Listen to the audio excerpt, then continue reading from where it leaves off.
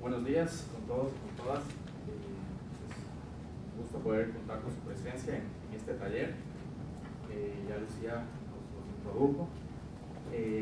Quería comentarles un poquito del taller y en qué se enmarca. Este taller se enmarca en una iniciativa regional entre Perú, Guatemala y Ecuador, que busca un proceso de aprendizaje en los procesos de consulta previa, libre y informada en estos tres países, tomando como referencia el caso peruano, que cuenta con una ley de consulta previa y que de cierta forma ha logrado desarrollar una legislación específica en este sentido.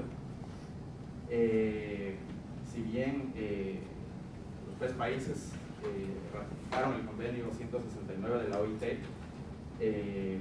solo Perú ha logrado ese desarrollo legislativo específico, mientras que en Ecuador solo contamos con una disposición constitucional. En el caso de Guatemala hay una disposición ordinaria transitoria relacionada al tema de la consulta previa, y es de nuestro interés poder conocer cuál fue ese proceso de elaboración, de discusión, de consulta y de aprobación de la ley que tuvieron en el Perú, pero también conocer un poco cómo se planteó ese marco institucional, cómo está funcionando, cuáles han sido las debilidades, las trabas, los puntos fuertes también a lo largo de todo ese proceso, de forma que nos permita recoger algunos elementos, algunas experiencias que podamos tomarlas como base para futuros procesos de propuesta normativa en Guatemala y en Ecuador. Como les decía, este es un proceso de aprendizaje. El taller se marca en un proceso mucho más grande de aprendizaje, pero también de investigación y de generación de propuestas. Y en ese sentido vamos a estar reunidos 2 días en Lima. Este primer día digamos, un poquito más abierto, y contamos con la presencia de ustedes y otros expertos que se irán sumando a lo largo del día, que nos van a ayudar mucho con su visión, su experiencia, a lograr ese aprendizaje que buscábamos. Y el día de mañana tendremos, digamos, una sesión un poco más cerrada, en la que vamos ya a analizar algunos elementos, algunos hallazgos de los procesos de investigación previa que hemos realizado en cada uno de los países. Quiero también aprovechar para agradecer al Centro de Investigaciones Internacionales para el Desarrollo de Canadá, el Líderes 6, su iniciativa Think Tank, que nos han apoyado para poder organizar todo este proyecto, y también a la Fundación Henry Gordon Moore, que también está apoyando este taller en particular.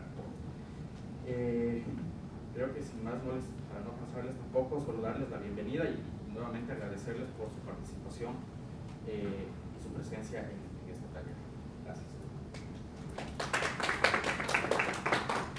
Muchas gracias, Daniel. A continuación le damos la palabra a la doctora Isabel Calle. Gracias. Bueno, gracias a todos por estar acá en esta mañana, a pesar del tráfico limeño que ya caracteriza la ciudad y el calor.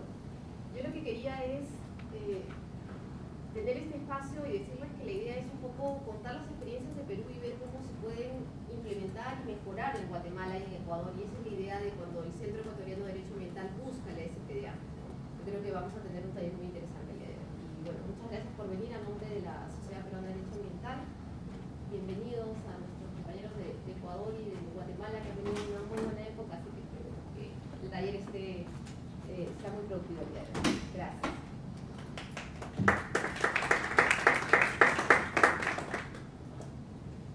Gracias, Isabel. A continuación vamos a pasar con la primera presentación. Invitamos al doctor Iván. Muy buenos días. Como ya la presentación les conté, mi nombre es Iván La Negra. En esta ocasión lo que se me ha pedido es hacer una presentación de introducción sobre el tema de consulta previa.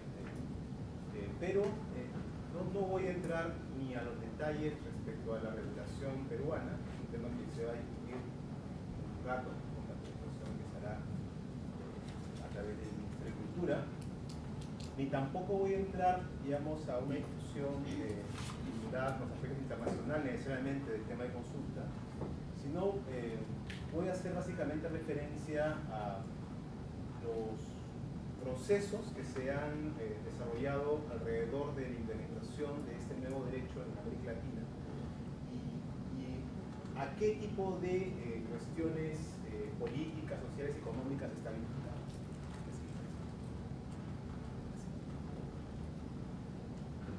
Entonces, la primera cuestión, un tema que nos permite alejarnos un poco de las definiciones legales que están recogidas, por ejemplo, en el Común 69, que hablan de un proceso de diálogo intercultural entre el Estado y los pueblos indígenas sobre materias que pudieran afectarlos a dichos pueblos, a través del principio de buena fe, de flexibilidad, de interculturalidad.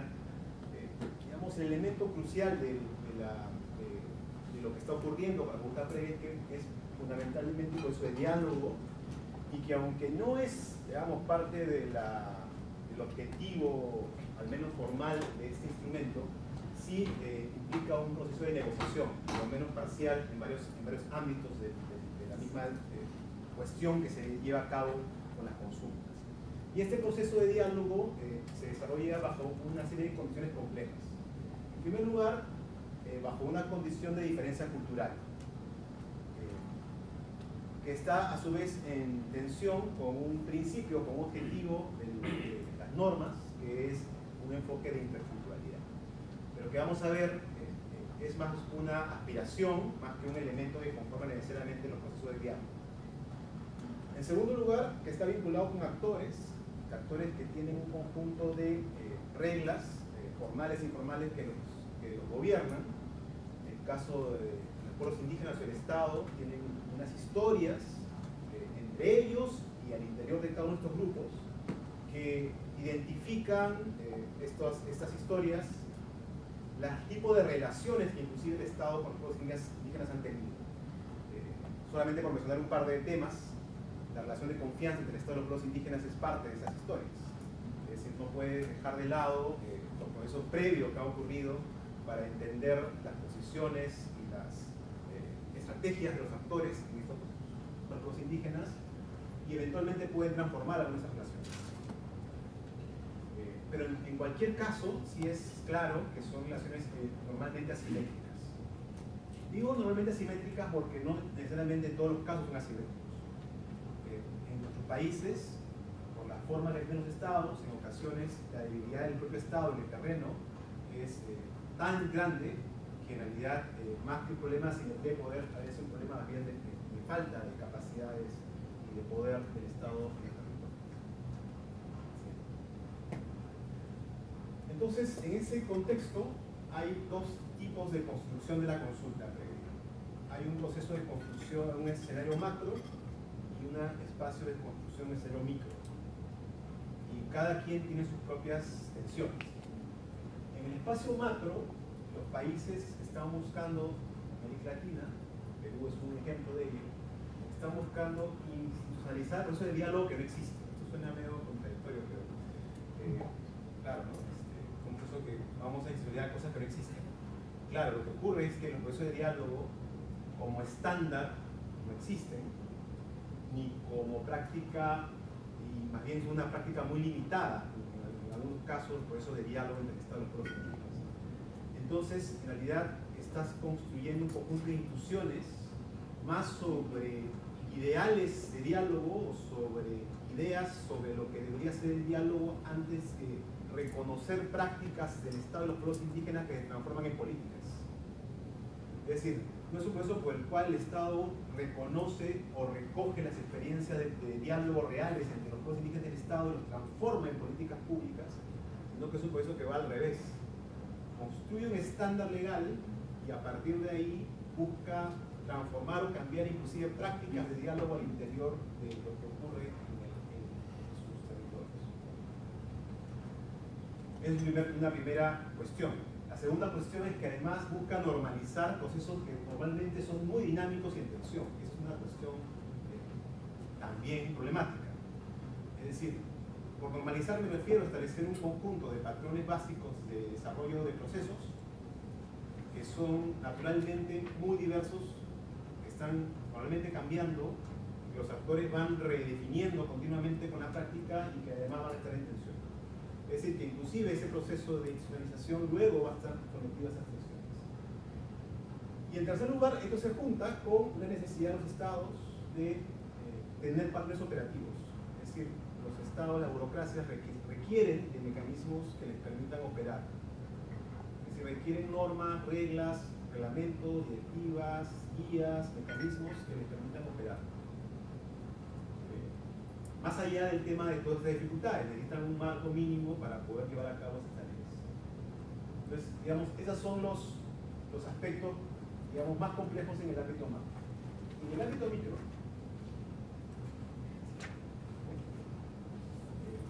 en realidad, lo que uno empieza a observar son actores que pueden tener, digamos, dos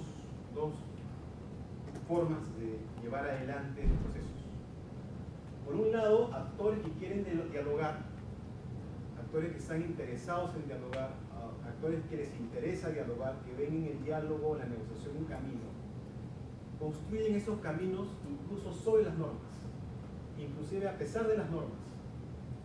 Inclusive pueden transformar las reglas formales y convertirlas en reglas operativas para sus necesidades de diálogo.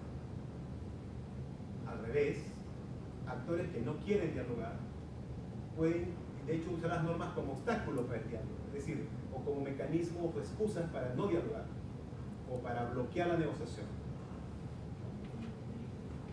De hecho, también en este proceso, los mecanismos y las reglas van a convertirse en herramientas tácticas de los actores en el momento de discutir. Por lo tanto, la cuestión central, aunque suene, digamos, a veces difícil de aceptar para los abogados, la cuestión central no es la norma. O sea, la norma no es la cuestión central, sino los incentivos que tienen los actores para dialogar. O sea, el elemento clave vamos a ver que el elemento clave de los procesos de consulta en América Latina no están tanto centrados en aspectos normativos, aunque son importantes, vamos a ver que tienen elementos claves. Pero el elemento clave de los estados y de los pueblos indígenas es cómo generar un marco de incentivos para que las partes quieran dialogar. Porque si las partes no quieren hacerlo, no importa los procesos de diálogo que tú generes, igual, digamos, procesos normativos y las reglas que generas a nivel macro, no van a tener los resultados de cambio que se espera puedan. Entonces la pregunta siempre es, ¿qué ganan los actores dialogando? O sea, ¿cuáles son las ventajas que tienen por entrar en este proceso? Y la siguiente. Entonces, esta es una primera, digamos, un poco a partir de la oportunidad que me da la SPA de gestionar estos temas. He empezado a construir un marco de análisis de estrategias, de intereses. Este es un, digamos, un primer borrador de ese marco, porque creo que es algo crucial construir un conjunto de marcos teóricos que vayan más allá de lo legal y que permitan el análisis de estos procesos más allá, digamos, de la discusión específica de las regulaciones que tienen los países. Y uno de los temas tiene que ver con algo que se va mostrando en los procesos que se van llevando a cabo respecto de los intereses y estrategias de los actores en virtud de cómo valoran las materias que están siendo jefe de consumo. Evidentemente, cuando el pueblo indígena considera que una determinada cuestión que puede ser sometida a consulta tiene un alto interés, una alta importancia, siente que puede perder mucho como parte del proceso de diálogo. Y el Estado siente que en verdad es una cosa menor, que en verdad no tiene nada que perder, o en verdad lo que decía el pueblo indígena no le implica un mayor costo. Entonces se da una oportunidad enorme del Estado para satisfacer el interés del pueblo indígena y conseguir legitimar, por ejemplo, procesos de consumo. Una segunda posibilidad es al revés, que más bien el tema sea un asunto de alto interés estatal, pero de baja preocupación del pueblo indígena.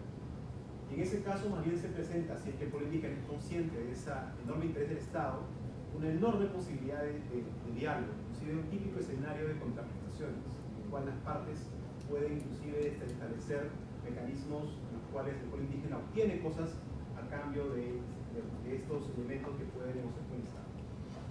En cualquier caso, estos dos escenarios, en el primero se requiere voluntad básicamente del Estado de entrar en el lugar, en el segundo se requiere más bien la oportunidad de parte de los pueblos indígenas de aprovechar este mecanismo de diálogo para conseguir cosas.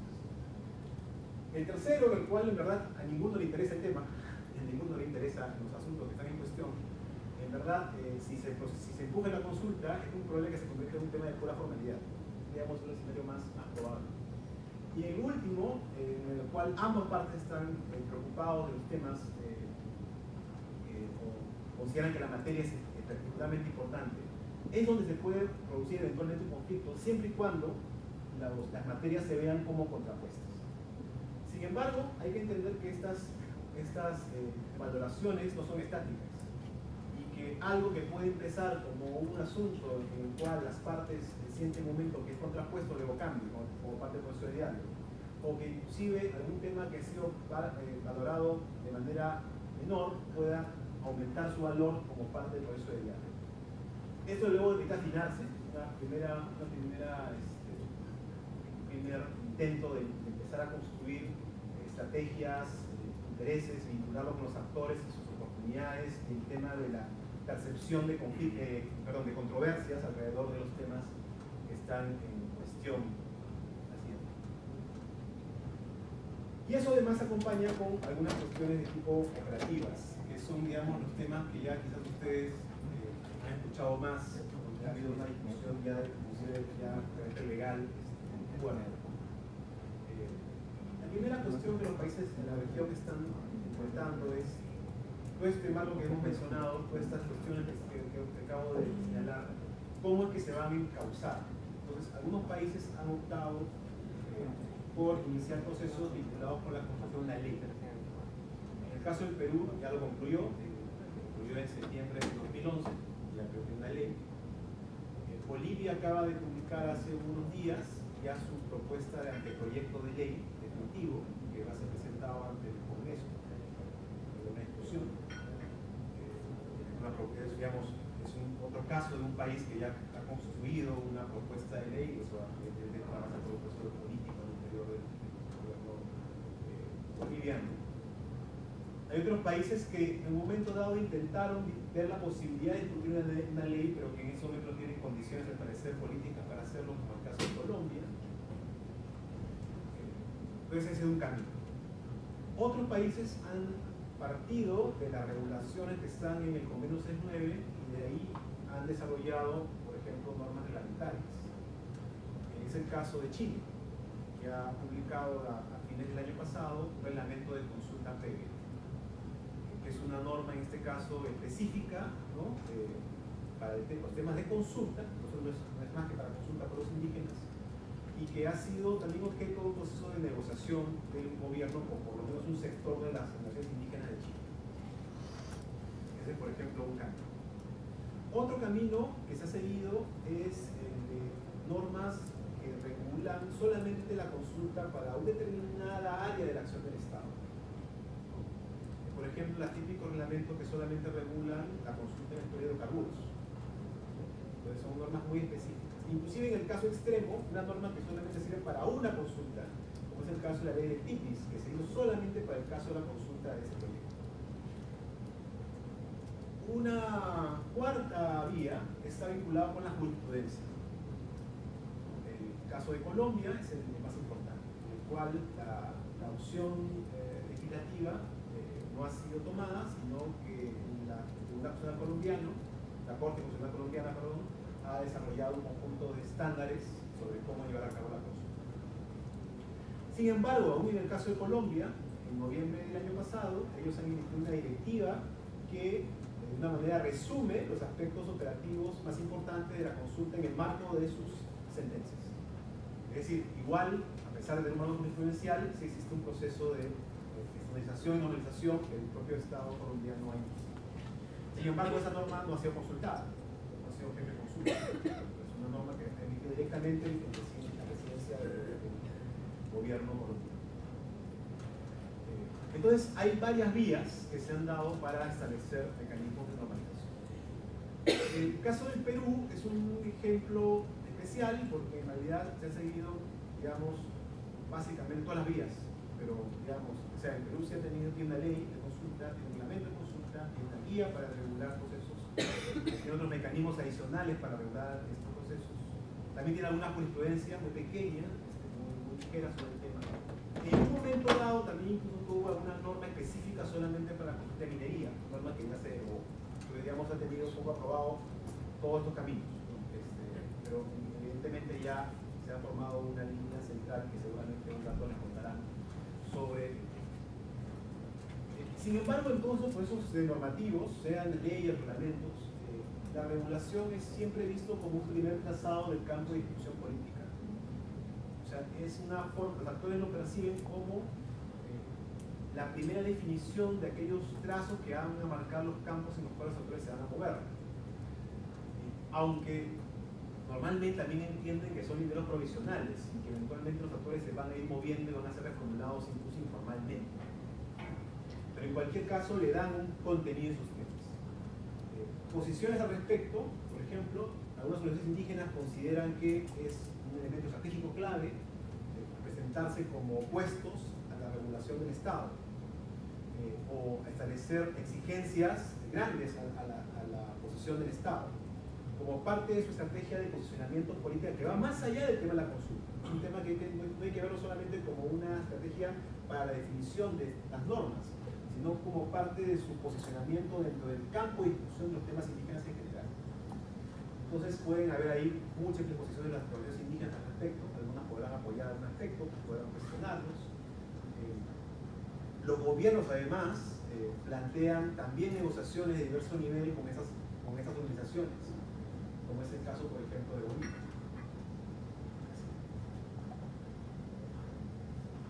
Otra cuestión clave en esas regulaciones, en esas discusiones, es quién se encarga dentro del Estado de esos temas y cuál es el papel de los gobiernos centralizados en materia. Y en general, en los países se han tomado básicamente dos caminos: o se ha concentrado el tema de consulta en una entidad, como es el caso de Colombia, básicamente una entidad a cargo del tema de consulta, o se ha encargado la consulta a las diversas entidades que tienen a cargo la elaboración de medidas administrativas o legislativas, que es el caso, por ejemplo, de Perú. Entonces, digamos, ambas opciones tienen sus pros y sus contras. En cualquier caso, es una primera cuestión a decidir. El tema de los niveles interesados del gobierno y su participación depende fundamentalmente de qué tantas competencias se han transferido a nivel de gobierno. Evidentemente, cuanto más fuerte la centralización, un rol mayor van a tener. Si las funciones que tienen son menores, su rol va a ser también menor. Y hay un asunto con la participación de las empresas, que no son un actor del proceso de diálogo, pero en el caso de Colombia, por ejemplo, sí tienen una participación activa en el proceso de consulta. Es decir, tienen a su cargo tareas del proceso de consulta. En el caso del Perú, no es así. En el caso del Perú, más bien las empresas son un actor que acompaña eventualmente en algunos momentos del proceso, pero no son parte del proceso. La OIT, en una guía que ha publicado recientemente, menciona el caso de la posibilidad de que las empresas deseen encargar a las empresas parte de las tareas de la consulta. No, lo abre como una posibilidad, es decir, eventualmente una regulación podría encargar a las empresas tareas vinculadas con la consulta, pero la responsabilidad, en este caso ya legal, de lo que ocurra sigue siendo el Estado. O sea, no implica un traslado de la responsabilidad de la empresa, no simplemente un traslado de tareas operativas, logísticas, pero no la responsabilidad. Otra cuestión que está en todos lados como un asunto también importante es la identidad indígena o tribal. O sea, quiénes son parte del proceso de consulta y quiénes no. Es un tema que hay varias también opciones. Hay desde marcos, en principio, que aparentan ser muy amplios, como el caso boliviano, donde están prácticamente todos los grupos que la Constitución de Bolivia ha reconocido. Están afrodescendientes, están poblaciones que ellos llaman interculturales, están poblaciones del ámbito andino, el ámbito de las tierras bajas, o sea, es muy amplio. En el caso de Colombia también es bastante amplio, inclusive grupos afrodescendientes también son parte de la consulta. O sea, hay varias opciones en esta materia. En el caso del Perú, es pueblos indígenas, pero también hay un tema de una discusión interna de cuáles son las organizaciones indígenas que representan estos intereses. Ahí también pueden haber una de tensiones. Eventualmente las organizaciones indígenas ven esto como una amenaza, es decir, como una posibilidad de cuestionar su representatividad y eventualmente pueden oponerse a la participación de otros grupos en el proceso de consulta, sea en la discusión del marco nacional o sea en la discusión micro. Es decir, el típico argumento, ellos no son, los otros sí. Entonces, es una cuestión que está presente en todos los países.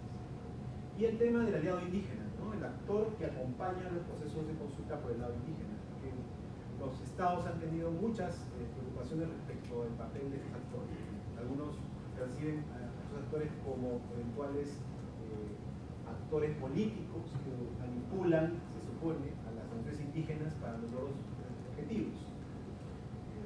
Desde luego también las naciones indígenas pueden tener como un aliado empresas. Esa es una cosa también que está ocurriendo. Algunas empresas empiezan a tener relaciones con las naciones indígenas y claro, la misma acusación se presenta. Se está manipulando a las naciones indígenas. Entonces, digamos, en cualquier caso, la discusión sobre el papel de estos actores es parte de la agenda. El otro tema está vinculado con la definición de cuándo hay afectación y cuándo no. O sea, qué tipo de acciones del Estado implican una afectación. Y además, algo práctico que va a pasar en todo proceso de consulta es la definición de los linderos de la materia de hogar. Porque, evidentemente, aunque existe una decisión del Estado de consultar ciertas materias, el diálogo de negociación en un campo, como hemos mencionado, que excede lo formal, puede llevar naturalmente a las organizaciones a plantear temas que no están dentro de esta ley formal y plantear otros asuntos y otras cuestiones. Entonces, la posición por la cual el Estado simplemente dice eso no es parte de la consulta, que es jurídicamente correcta, es del punto campo político insuficiente. Y aunque el Estado no tiene por qué involucrar esos temas dentro de la consulta, sí debe, en cualquier caso, tener herramientas o mecanismos para atender los otros temas que seguramente van a aparecer en los procesos. Un ejemplo ya de caso, creo que no se va a discutir ahora en el caso del bloque 9.2, creo que no, creo que no sé si va a plantear. Pero en cualquier caso es un tema de ese tipo, ¿no? De qué pasa cuando se abre enormemente la agenda, no solamente los derechos. Otro tema crítico en todos los países, todos discuten esos temas, es el momento en el cual hacen la consulta. ¿En qué momento el ciclo de proyectos tiene la consulta previa? Evidentemente, cuando es previo, puede significar muchas cosas, previo a muchas cosas. Entonces, la pregunta es, ¿en qué momento del proceso es el más adecuado? Y eso además, tomando en cuenta que los proyectos tienen ciclos diferentes, no todos los procesos tienen características que puedan ser normalizadas. En cualquier caso, la discusión es sobre la influencia de las decisiones. El Estado va a querer colocar las materias en los puntos en los cuales tenga un mayor control de decisiones. En los pueblos indígenas igual. Esa es, digamos, la discusión sobre el momento en el cual construir. También hay cuestiones operativas de gestión. Hay temas que son más bien simple adaptación de procesos conocidos, o sea, de lo básico, pero importante, como tener presupuesto para llevar a cabo todas esas tareas y gestionar recursos. Evidente que tiene que hacer todo esto. Es un tema ordinario de la acción del Estado, solo que evidentemente tiene que adaptarlo a los procesos que va a llevar a cabo. No es un tema tan complejo. El tema más difícil es sin duda el atender prácticas, generar nuevos aprendizajes y capacidades a raíz del tema del enfoque intercultural, es decir, de construir efectivamente modelos de diálogo intercultural. En particular en estructuras estatales monoculturales, en las cuales, digamos, ahí va a haber un proceso de aprendizaje mucho más lento y largo. Digamos, aunque suene duro, es muy probable que la gran mayoría de los primeros procesos de consulta que se llevan a cabo tengan enfoques interculturales débiles. De hecho, eso es lo esperable, ¿no? Es bien difícil que sea un cambio tan grande del Estado y sus prácticas tan rápido. O sea, evidentemente al inicio va a haber un proceso en el cual van a presentarse visiones básicamente que van a seguir la trayectoria previa de lo como el Estado relacionado con los pueblos indígenas. Se supone que en el proceso va a haber una transformación de esas prácticas, pero no puedes pensar de que las prácticas se transforman simplemente por el hecho de aplicar las normas.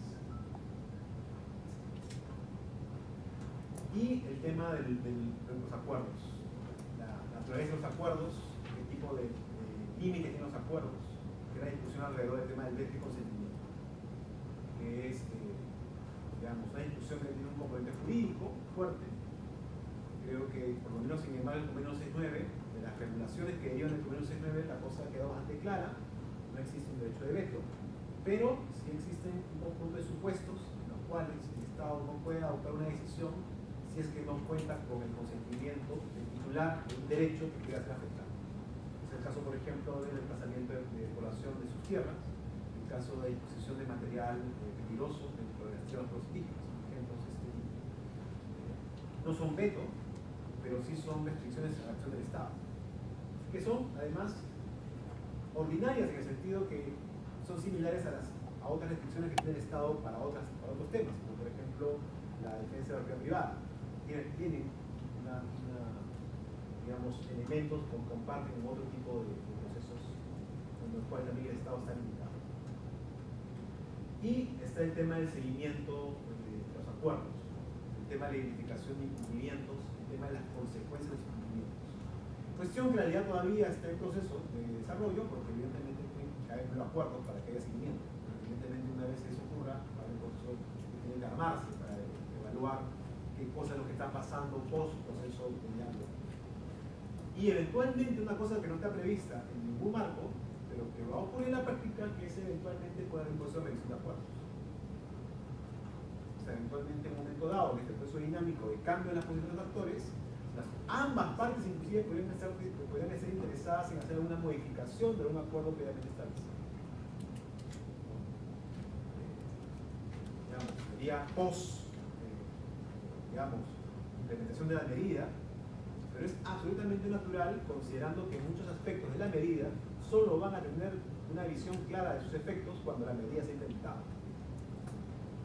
Es imposible que los actores tengan claro todas las consecuencias en el momento que están evaluando solamente una propuesta. Evidentemente muchas cosas van a aparecer cuando la propuesta se implemente. Y aunque los marcos, como digo, no prevén un mecanismo de revisión ordinaria de los acuerdos, es evidente que en la práctica va a ocurrir. Realmente los procesos más complejos. Eso cómo se va a regular, cómo que se va a construir también al respecto, es un tema todavía sin una respuesta a veces. En cualquier caso, estos acuerdos tienen, mi impresión, aparte de su dimensión de obligaciones legales, vinculantes, obligatorias, un tipo fuertemente político, abren oportunidades para nuevas relaciones, transformar relaciones entre los actores. Y además, como digo, como este tema de la revisión o en todo caso la búsqueda de ver otros temas, abren normalmente la posibilidad de nuevos diálogos. De hecho, inclusive un mismo proyecto o un mismo proceso de decisión pueden requerir diálogos adicionales más adelante. El refuerzo de la práctica de consulta paulatino alrededor de ese tema puede ser más interesante que las consultas individualmente consideradas. Es decir, también las partes aprenden, también las partes generan capacidades en cada uno de los actores, y eso puede ir progresando o empeorando dependiendo del tipo de experiencia que tienen los actores. Entonces, no hay que ver ese tema como una simple suma de obligaciones de las partes, porque si no, eso simplemente concluye con el tema de hacer seguimiento de las relaciones y se acabó, sino como parte de un proceso más bien dinámico que continuamente abre oportunidades para nuevos procesos de diálogo, o eventualmente, si la cosa no funciona, más bien cambia las relaciones en un sentido inclusive que puede ser opuesto eventualmente a ver el diálogo como un camino, porque finalmente eso también modifica las percepciones de los actores sobre si el diálogo es un camino adecuado para la defensa de intereses. El no diálogo no es necesariamente una estrategia negativa. Eventualmente los actores pueden ver el no diálogo como una estrategia mucho más eficiente para conseguir ciertas cosas. Lo que no necesariamente implica ir a la violencia. El diálogo no implica violencia, implica a veces simplemente olvidarse del Estado. Es una cuestión que puede ocurrir. Decido simplemente olvidarme del Estado. Pero digamos, es la visión externa. En cualquier caso, creo, mi impresión, que estos temas solamente van a empezar a dilucidarse conforme las procesos de consulta sigan avanzando. En el caso colombiano, que tiene la mayor experiencia en esas materias, una reflexión general de los actores ha sido siempre el tema de la simetría de los actores. Es decir, ellos muchos de los que han hecho balance en ese tema dicen que el problema principal es la simetría de los actores. El Estado con los pueblos indígenas siempre está en desventaja a los pueblos indígenas. Es cierto, ¿no? Es cierto, creo que esa es una visión correcta, o sea, realmente hay una simetría. Pero si uno revisa estos casos de Colombia y uno ve las cosas que se han conseguido en la pueblo indígena, también uno puede identificar aspectos de construcción de capacidades en algunas áreas de acción de acción. Entonces, es cierto que es un proceso simétrico, pero también es un proceso que construye en una de las condiciones algunas capacidades para la acción de los actores, en este caso los actores. Eso es, digamos, el punto de partida, espero sirvan como marco para luego entrar a la discusión de los aspectos ya prácticas, ¿no? En este caso Perú, y luego Ecuador y Guatemala han desarrollado. Muchas gracias.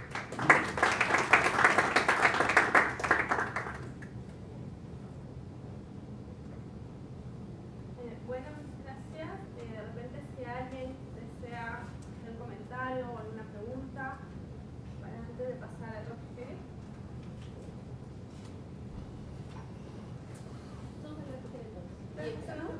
Yo quería preguntar. Sí. Sí.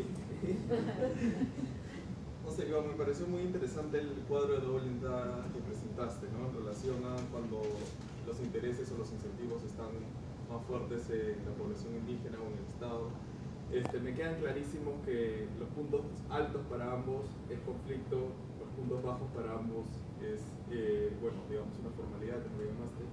Pero más bien, lo más interesante me parece que está en esas partes asimétricas en las que tienes a alguien que le interesa mucho el tema y otros los sectores no. No sé si podrías desarrollar un poco más esa parte, porque tú mencionas que eso cambia las dinámicas de negociación. Sí, sí. Bueno, imaginemos que el Estado está interesado en la constitución de un área protegida, ¿no? Cosa que en verdad eventualmente al pueblo indígena le puede interesar muy poco, inicialmente al menos. Y más bien el Estado es el que convence al pueblo indígena de la importancia de crear esa área. Si hay un interés, digamos, interés alto del Estado de crear esa área por alguna razón, digamos, que eso fuera una situación. Entonces, evidentemente, eso brinda una oportunidad al Estado de mostrar las bondades de un instrumento en un tema en el cual el pueblo indígena inclusive eventualmente puede conseguir cosas interesantes para ellos y que puedan ver una relación distinta con el Estado. Digamos, es un tipo, un ejemplo. Otra posibilidad puede ser el interés, por ejemplo, del Estado de brindar servicios públicos. El Estado está interesado en expandir, por ejemplo, los servicios de electricidad o construir una nueva vía fluvial que va a transformar la capacidad de comunicación de la población indígena. Puede verlo eso como algo importante. Y en ese caso, al inicio quizás la población pueda verlo como algo que no le llama mucha atención, pero luego puede transformar su visión hacia un esquema en el cual ambas partes tengan una visión de que es un tema importante y se convierte en más bien una posibilidad de mutuo beneficio. Después digo que inclusive las personas pueden transformarse igualmente. Entonces es una oportunidad para el Estado para participar en el interés de los pueblos indígenas, en el cual el Estado, pero que implica que el Estado tenga una iniciativa respecto al tema. Esto va a depender de la capacidad del Estado de llegar. Al revés, en cambio, digamos, temas que el pueblo indígena más bien considera muy importante, el Estado en verdad no tiene una política pública en esa materia o no tiene un interés en este momento en esos temas, suelen ser asuntos en los cuales digamos, se produce una situación dura en la cual a veces el pueblo indígena puede sentir que el Estado es indiferente, que el Estado no hace caso a sus preocupaciones. Entonces, es un asunto que puede ser particularmente difícil, ¿no? Porque si el Estado no atiende sus temas, se están perdiendo evidentemente oportunidades altas del Estado, como participar también en este caso intereses de los indígenas.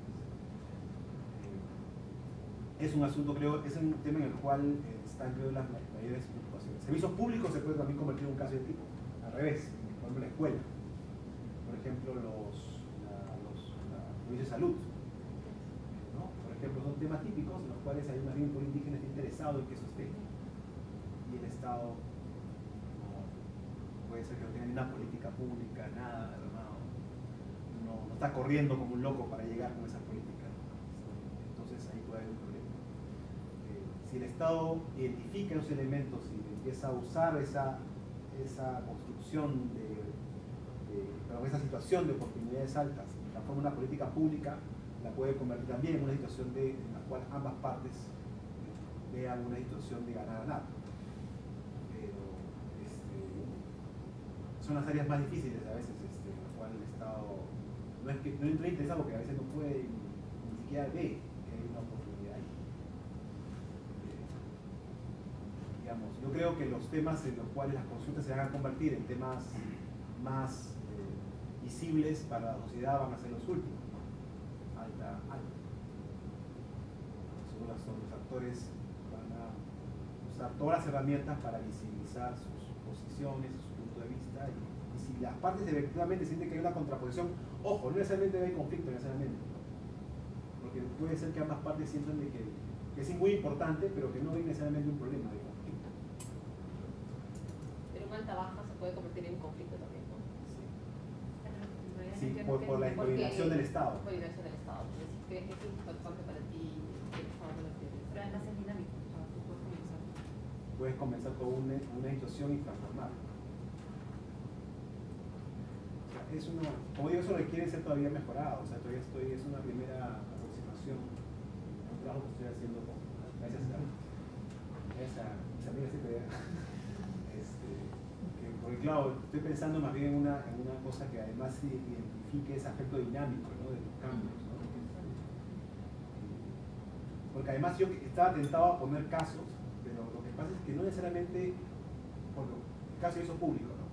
Para una comunidad tener acceso a ciertos servicios públicos puede ser importante. De hecho, no quiere. Para otra sí. O sea, eso cambia. Acá pues, no puedes decir todas las poblaciones indígenas de interés al servicio público. No es posible de establecer. O sea, para algunos es hasta una amenaza eventualmente de acceso a ciertas cosas. Prefieren no tener. En cambio otras cosas sí, son muy demandadas, fuertemente demandadas. Entonces, es muy complicado decir cuándo hay interés. Para algunas poblaciones indígenas, una protegida es un problema. Abiertamente un problema. Puede inclusive cuestionar la creación del área, ¿no? Considerarlo como una situación que va a afectarlos y no mejorar la comunicación. Pero para otros es lo contrario, una herramienta de protección, de defensa frente a otro actor, o sea, va cambiando, no es tan simple. Evidentemente los sistemas extractivos, en zonas en las cuales los intereses indígenas son fuertes, ahí sí pues, es un tema donde la probabilidad de una situación conflictiva es más alta.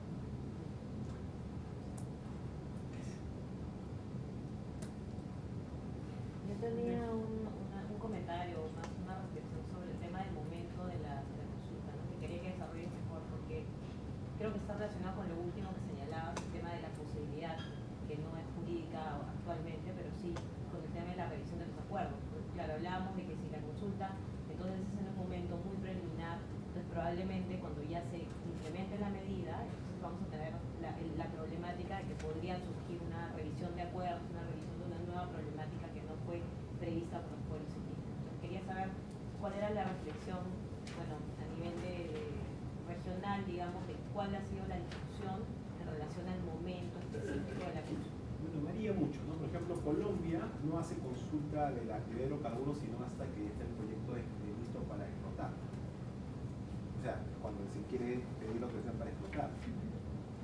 En el caso del Perú estamos cortando la consulta antes inclusive de entregarle el proyecto como concesión a la empresa. Entonces, muy atrás, ¿no? Evidentemente lo que pasa en el caso peruano es que van a requerirse tarde o temprano nuevas procesos de consulta de las demás etapas del proyecto. Eso es lo que va a ocurrir. Eventualmente, mucha seguridad antes de explotar. Lo que no es en realidad una revisión del acuerdo, sino en realidad es un nuevo acuerdo bajo las nuevas condiciones de la medida adicional a requerir. Entonces, mi impresión es que depende mucho de lo que el acuerdo implique, perdón, de lo que la medida del Estado implique en términos de contenidos para facilitar la posibilidad de un diálogo. Cuando ese contenido tiene elementos, digamos, donde la situación de información disponible y de definiciones es muy bajo, la posibilidad de conversar sobre algo es muy limitado y eventualmente puede originar más problemas que ventajas, ¿no? Por ejemplo, en el caso colombiano, la Corte Constitucional colombiana le ha pedido al gobierno de Colombia que haga consulta de las concesiones mineras, lo cual ha originado una práctica que no se otorga en concesiones mineras en pueblos indígenas, es lo que ha ocasionado.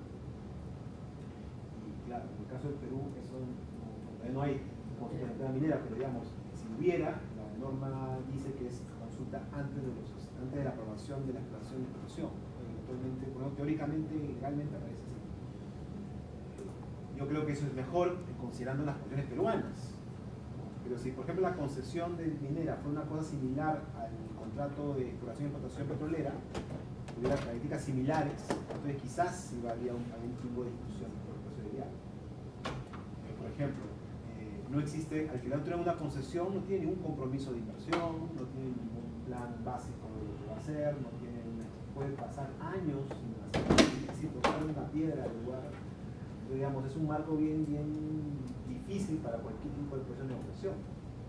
Y lo que originaría probablemente es mucha más preocupación de la población que soluciones, porque claro, si tú vas y le dices, mira, quiero que me autorizas a de tu consentimiento, tu aprobación para una concesión, y no les puedes decir cuándo se va a hacer, dónde se va a hacer, qué se va a hacer.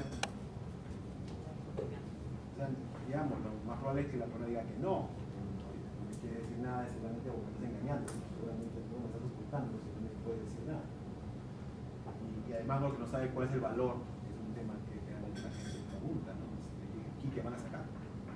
Y ni siquiera sabes en ese momento si algo va a pasar.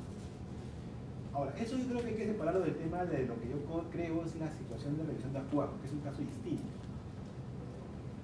Que es que la consulta se da un momento en el cual no hay proyecto y que muchas de las cosas que se van a discutir están basadas en supuestos, ¿no? Y que por lo tanto pueden pasar mil y un cosas en la ejecución del proyecto que impliquen necesidad de ajustes o cambios a los mecanismos. En el caso del estudio de impacto ambiental hay un procedimiento para que el inversionista le pida a la autoridad eventualmente algún ajuste al estudio de impacto ambiental. Si eso ocurriera, eso va a requerir una nueva consulta. Claro, entonces no hay un mecanismo, no tiene sentido que se haga todo un proceso de consulta nuevo por todo a partir de un ajuste en el que se va a requerir el proyecto. Entonces tiene que construirse un mecanismo participativo, de diálogo, que permite ir ajustando, por ejemplo, en ese caso, las necesidades del proyecto, ¿no? Sin romper el principio de acuerdo y diálogo que se ha originado antes del mismo. Entonces eso no está previsto, ¿okay? Pero yo creo que eso inevitablemente va a ocurrir. Y va a ocurrir también en otros casos de políticas públicas, por ejemplo. O sea, tú puedes discutir una política pública de salud y llegar a un acuerdo sobre el tema, pero te das cuenta al año en tu evaluación que en verdad tiene que cambiar. Entonces eso podría ser como una consulta de un aspecto parcial, pero hay que ver una manera que sea dinámica para evitar abrir todo un nuevo proceso de consulta muy complejo a un tema que en verdad es puntual respecto a ajustes que se requieren en los acuerdos, ¿no? Como ocurre con cualquier contrato, ¿no? Si es una cosa puntual, tiene que haber mecanismos de mutuo acuerdo, rápidos, flexibles, que eviten que se tenga un proceso de consulta tras consulta, o sea, porque eso también agota a las partes y las actividades. Eso no está previsto aún, ¿no? Pero yo creo que es un tema que va a ocurrir ya una vez ese proceso de consulta se desarrolle más tiempo. Sí. Yo pienso que ese tipo de reajustes, porque tal vez no solamente es en los acuerdos, sino que en otros ámbitos, ese tipo de reajustes podrían no ir a la ley, porque la ley es muy rígida generalmente y va a decir eso de todos modos no estaba aquí, ¿va? Entonces pienso que eso puede ir a una cosa que he estado pensando mucho, que es un protocolo de cómo proceder durante todo el tiempo, digamos, un protocolo de cómo proceder, no solo para hacer una consulta, sino que para ir haciendo consultas puntuales sobre temas que surgen. Y por el tema que usted mencionaba al principio de la, digamos, falta de igualdad entre las partes. Igualdad en cuanto a conocimientos, digamos, igualdad en cuanto a temas técnicos, ¿verdad? Que pueblos indígenas definitivamente no, generalmente no va a tener todo el panorama como lo podría tener una empresa, ¿verdad? Que incluso puede usar, omitir, compartir algún tipo de información de mala fe, pues, hacer una omisión de mala fe, porque conocen implicaciones, etcétera. Entonces ese tipo de cuestiones podrían ir a otro mecanismo que no sea el mecanismo puramente de la ley. Sí, estoy de acuerdo. Yo creo que sí, a ver, la ley debe ser lo más sencillo posible, ¿no? Debe ser un marco lo más de principios y luego ver una presión en cualquier país, aparte de colocar aquellas cosas que consideren son su campo de seguridad, o sea, su carta que le permitan actuar en el escenario que se llegue. No quedar atado de manos, es una típica frase que se usaba en la universidad. No, la ley no puede dejar atado de manos del Estado. El reglamento no puede dejar atados de manos del Estado. Es una forma de decir, yo quiero mi campo es en mi área de seguridad, ¿no? En el cual yo me pueda mover sin que esto me genere un problema, ¿no? Igual los indígenas, igual dicen, también quiero mi campo de seguridad, yo quiero mi área en la cual me pueda mover y el Estado me vea más difícil para entrar en este campo. Y esos campos además se mueven, se van moviendo, ¿no? Pero es cierto, hay un nivel de flexibilidad que podría haber una guía, obviamente guía, protocolo, no sería algo más apropiado, pero en realidad, como digo, yo más lo planteé más como un tema que no veía recogido en las normas que he revisado, pero que es un tema que va a ocurrir. El tema es un instrumento nuevo, entonces digamos las experiencias específicas son muy pocas, entonces no hay mucho de dónde mirar, pero me pareció que ese tema sí era un asunto clave de lo que va a venir más adelante. Sí. Bueno, a mí me parece que es muy clave el punto que tú propones, que es la parte del seguimiento. No más que en este caso, bueno, la revisión de acuerdos sí se puede dar si es que es el caso, o sea, si es que se hizo ya el proyecto extemporáneo, si se presentaron otras circunstancias y todo, pero lo fundamental me parece que es el seguimiento a esos acuerdos, ya que como mencionabas también en este acuerdo, en este cuadro de el interés que puede presentar tanto para el pueblo como para el Estado, y si es que en este caso el interés es muy alto y se genera un conflicto entre las dos partes, tiene que ser garantizado también este derecho a la consulta previa, es decir, que si es que los pueblos indígenas o tribales están diciendo que no aceptan o que sí aceptan un proyecto, eso tiene que ser totalmente vinculado con la decisión ya implementada por el Estado. Entonces ahí damos un seguimiento si es que esta consulta previa se está respetando o no se está respetando, si no caemos, como decía Gisela, en un simple formalismo de una socialización o de una información. Y si es que también esa información se da o no se da de buena fe, y si es que se está impartiendo todos los conocimientos y toda la información tal y como debe realizarse, creo yo. Entonces me parece que este proceso de seguimiento es el que podría garantizar que todos los acuerdos y todos los procesos de negociación, todo lo que se haya llevado a cabo, sea ya implementado por las partes y también sea como una garantía de la decisión que se toma, porque para algo se está realizando ese proceso. Lo que ocurre es que en un escenario en el cual las partes tengan un interés alto en un tema, las partes sientan sus objetivos como contrapuestos, la probabilidad que el Estado pase por encima del otro actor, de los políticos, es alta. Ahora, pasar por encima no quiere decir la violencia necesariamente. Pueden hacer mecanismos de cooperación, corrupción, mil formas. O sea, el Estado puede pasar de muchas maneras. La violencia, más bien, yo creo, mi impresión es que va a ser cada vez más limitada, más escaso, porque la sociedad sí se ha vuelto más sensible a los temas de violencia. O sea, en un momento en el cual el Estado realiza una acción violenta, yo creo que tener un rechazo tan grande que puede terminar precisamente el proyecto no, o la acción del Estado sea rechazada. Ha pasado en Perú con Bagua. Creo que es un tema ya más difícil. O sea, el Estado que pase por encima con violencia